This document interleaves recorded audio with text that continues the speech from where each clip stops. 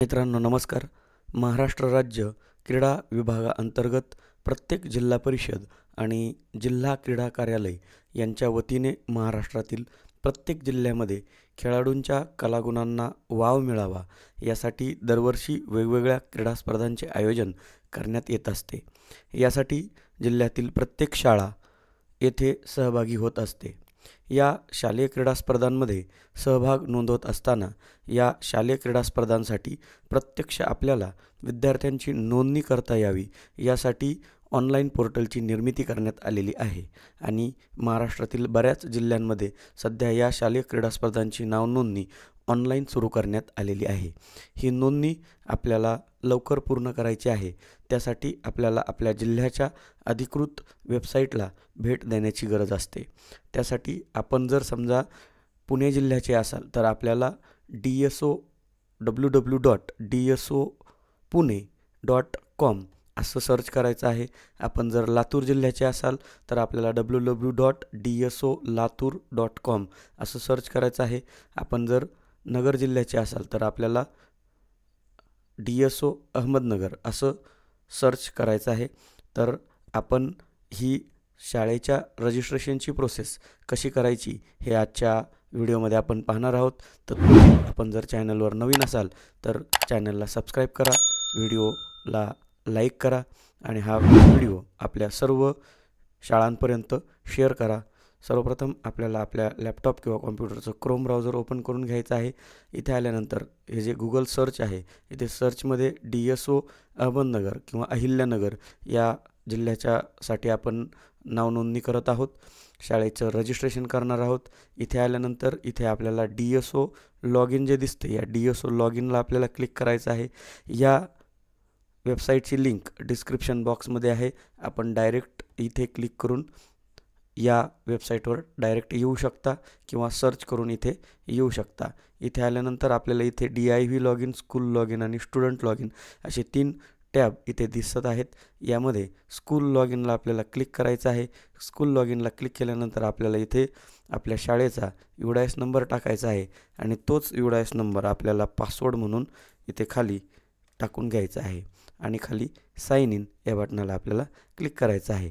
इथे क्लिक केल्यानंतर आपल्याला आपल्या शाळेच्या रजिस्ट्रेशनबाबत आपली माहिती इनकम्प्लीट आहे, you must be complete your profile, proceed याला आपल्याला हे फॉर्म आपला पूर्ण भरून घ्यायचा आहे.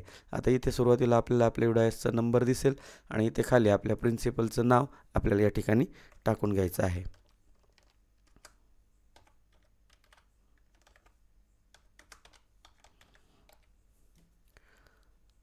त्यानंतर इथे हेच नाव आपल्याला मराठीमध्ये सुद्धा टाकून घ्यायचं आहे. त्यासाठी तुम्ही गुगल इनपुटचा वापर करू शकता किंवा गुगल ट्रान्सलेटचा वापर आपण या ठिकाणी करून इथे जे हे नाव आहे हे मराठीमध्ये करायचं आहे. त्यानंतर इथे प्रिन्सिपलचा जो काही मेल ॲड्रेस आहे तो आपल्याला इथे टाकायचा आहे.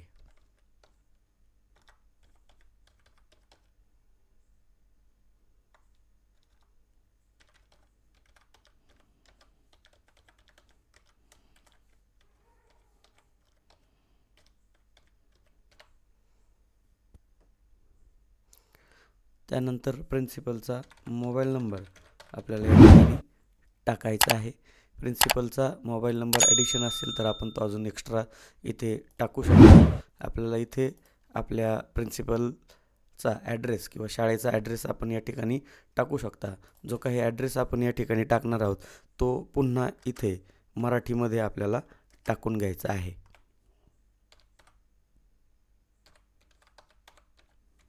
ॲड्रेससुद्धा इथे मराठीमध्ये आपल्याला टाकून घ्यायचा आहे. त्यानंतर इथे आपल्याला आपला तालुका निवडायचा आहे. आपल्याला आपला जी शाळा आहे ती आपली कोणत्या वर्गापासून, पहिल्या वर्गापासून ते शेवटच्या वर्गापर्यंत इथे सिलेक्ट करायची आहे. ही शाळा 1 ते 5 पर्यंत आहे. त्यामुळे इथे आपण तसं नाव आपण त्या पद्धतीने क्लास सिलेक्ट करत आहोत. त्यानंतर आपल्याला इथे आपल्या शाळेचं नाव अचूक पद्धतीने टाकायचं आहे. हेच नाव आपल्याला या ठिकाणी देवनागरी म्हणजेच मराठीमध्ये आपल्याला इथे टाकून घ्यायचा आहे। या पद्धतीने आपल्या शाळेचं नाव मराठीमध्ये सुद्धा इथे अनुवादित करायचं आहे।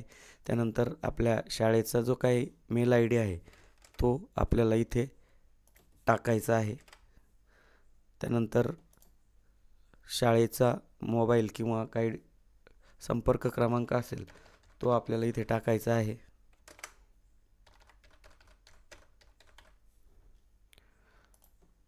त्यानंतर लँडलाईन असेल तर पुन्हा आपल्या शाळेचाच ॲड्रेस आपल्याला इथे टाकायचा आहे।